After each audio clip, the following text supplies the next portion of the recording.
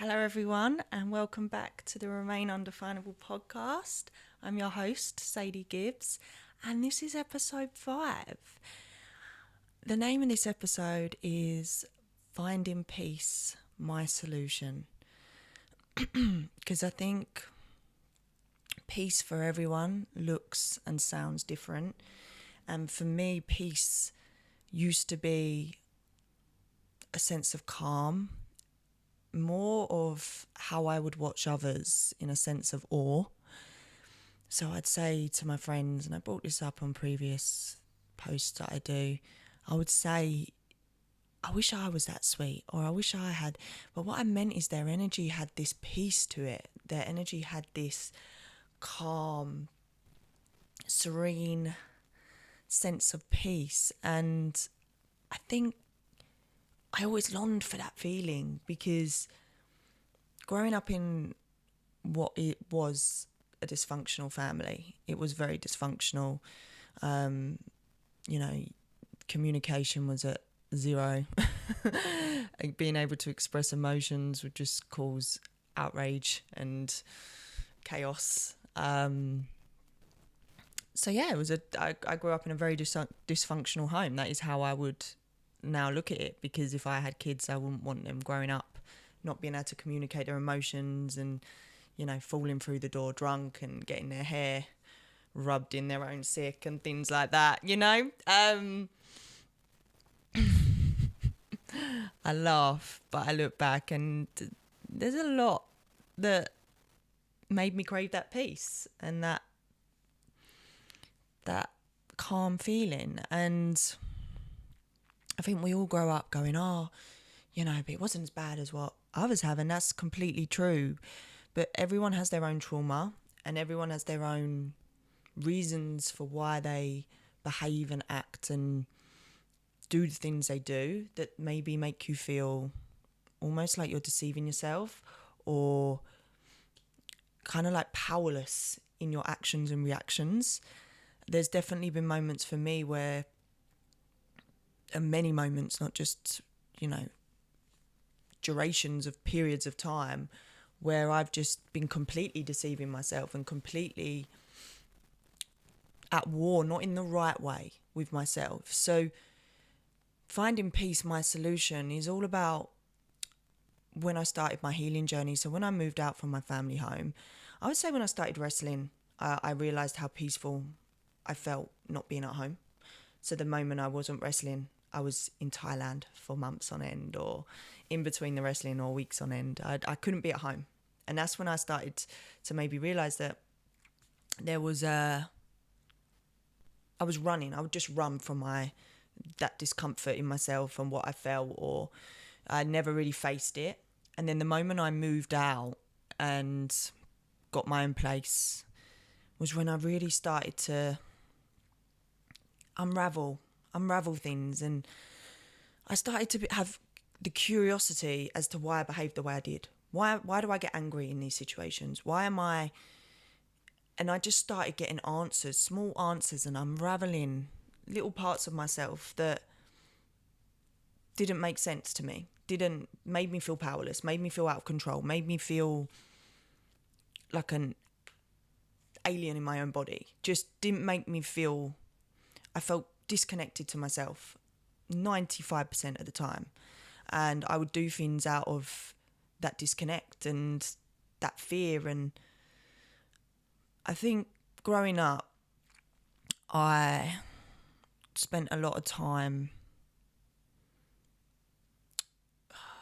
training. Like I started to, I was a gymnast from a young age. So I was always, that was kind of where I knew that's where I had discipline, training, right? That's where I felt a sense of control. That's where I felt a sense of peace and, a sense of control in myself. Whenever I worked out, I had that feeling of beating myself, Whereas in relationships, in communication, in my emotions, a lot of the time, I just felt like I was at war with myself all the time.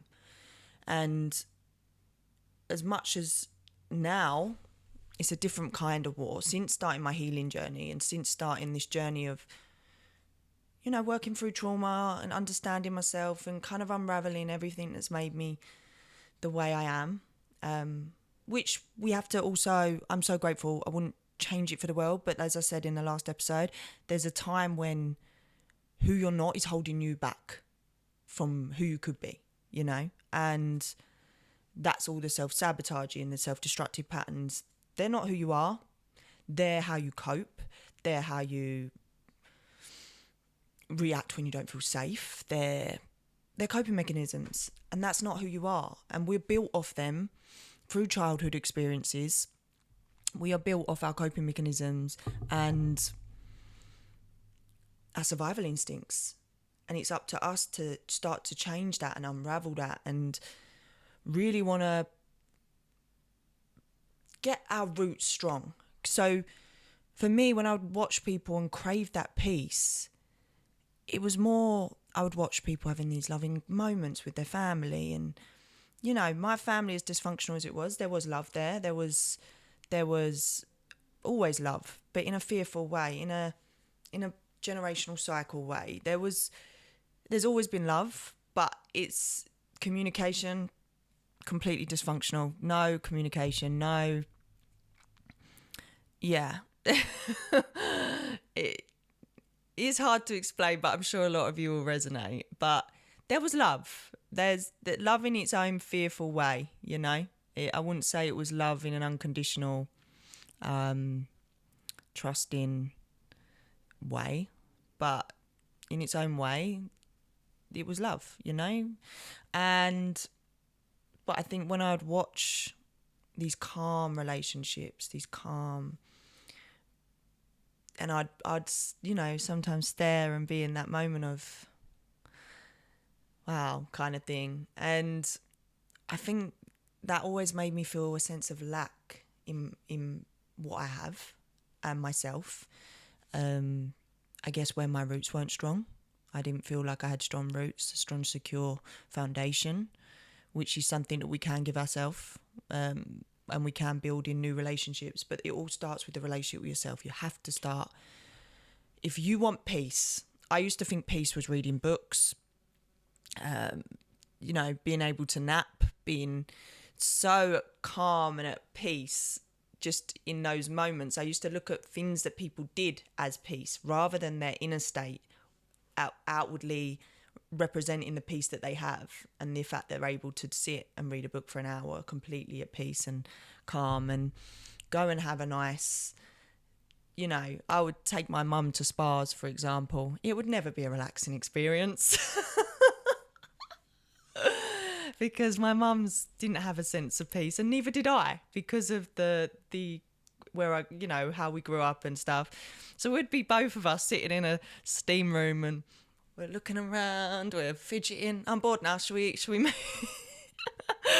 And again, this is me wanting that calm, peaceful relationship, wanting that communication, wanting that relationship with my mum, trying to do it in the things that I thought would make that happen. So taking her to spas.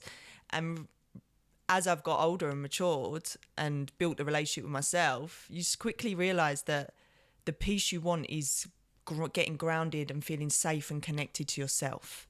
That's the peace. That's where it's at. That's the solution. And when I say about constantly feeling at war with yourself, when you start healing, you are going to be at war. You are at war, but you're on the right path. You're facing the battles that are going to give you victories in self-discovery, in getting closer to yourself, in the grounding and the roots, and being able to communicate, not react and act out of not feeling safe and secure within yourself. And there's no peace without war, right?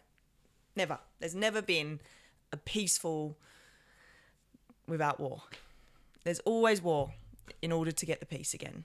And if you're not willing to go to that battle with yourself, those little battles, in order to and have the curiosity of why do I act the way I act, if you don't start asking the questions of you need to change why is this happening to me to why is this happening to me? Why am I behaving like this? Why am I attracting this? Why is there so much self-deceit in my life? Like, why do I put myself in situations that only hurt me and keep me further from myself and disconnect me more from myself? So once that question changes from why is this happening to me and changes to why is this happening to me, and you have that different perspective to when you ask the question, and you have more of, is this happening for me? What can I learn from this? What is there to learn from this? Who can I become through this? Or who can I unbecome through this? We talk about becoming a lot, and my entire round about being undefinable is about becoming who you want to be. But that does mean to become who you want to be, you have to be prepared to unbecome all the things you're not in order to step more into who you're meant to be. And this is a journey I've been on since moving out, since starting wrestling, since spending more time on my own. You cannot discover dysfunctional patterns until you're away from them, and until you start holding yourself accountable. That's where it starts. Create that space for self-awareness. Start asking the questions inwardly to yourself, and start doing the work that doesn't get the victories with the medals and the trophies and the pats on the back. The work that gives you more peace. That's my solution. The solution is, if you're watching people with peaceful moments in their life and you're asking yourself, I wish I could have that. Once you start to look into the questions a little bit more, rather than just saying them, why have you said that? Because I never used to think that. I never used to think, why am I saying that? In my eyes, I was unhinged. I was angry. I was aggressive. I was quick to anger, quick to temper, quick to reacting. I was always in fight or flight. I was always in survival mode. I wasn't peaceful. I was always ready, highly vigilant. And if I had known or had that knowledge back then, to ask myself, why am I asking that question? Why am I saying, I wish I was peaceful? I wish I was sweet. I wish I had these calm attributes, these peaceful attributes. Really, I should have gone, why don't I feel them attributes if I want them? Why can't I feel them if I want them? Because I didn't have it within me. I didn't have my roots. I didn't feel safe. I didn't feel grounded. I was in fight or flight. I was in survival mode. I didn't know what it took to get out of that. I didn't know that my central nervous system or my nervous system was heightened. I'm saying that, I did start to have vagal synscopes quite badly, which is fits, for a period of time, obviously, where I was in a complete heightened stress, and I still get them if I get really stressed. I haven't had them in a long time, which is a good sign. My last one was probably last year. But they're very scary. My blood pressure completely drops. I've had a couple of ambulances come out, and that's through stress. That's through being in fight or flight, your nervous system working at its peak. It is so important to find out who you are in order to feel worthy of the things that you are working towards, that you do want to achieve, that you do want to accomplish, because there's no point in going for these things, accomplishing everything, and then getting to that point where you then question it all and sabotage it all and just act destructive. And then all of a sudden you're at war with yourself in the wrong way, not to get victory. You're at war with yourself to defeat yourself. And that's a sad journey. My solution to peace is be at war with yourself to achieve more of who you are and who you're becoming. And that's the victory. The closer you get to yourself and the more connected and deep-rooted you get, no wind or no storm's going to take those roots. You are going to stay planted no matter what life throws at you, no matter what obstacles come your way, no matter what setbacks come your way. Those roots are strong because you built them. You've done the fundamental work in what's to come when you're going for your goals and your successes and your personal, the relationships. You can weather anything. And you'll attract the right people that are also doing that work, that are also working on their roots in order to weather complications and arguments and things and disagreements. Let's not call them arguments because they're disagreements.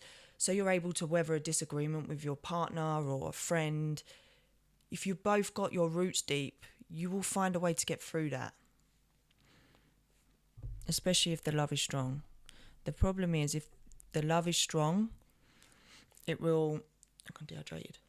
If the love is strong, it will reflect as fear if your roots aren't deep. And that gives you the fight or flight where you act out of heightened reactions and responses, and you're not able to sit back and respond in your higher self. And by your higher self, I mean in a way that reflects authentically who you really are. But thank you for listening, guys. That's the end of episode 5. I cannot believe I've continued this without getting the block and stopping. And it just feels like the more I'm growing, the more my words and how I speak and who I am. Because the moment this mic's in front of me, this is me. This is more of me pouring out onto the mic and my message and my voice and what remain undefinable really means. And I will see you in episode 6.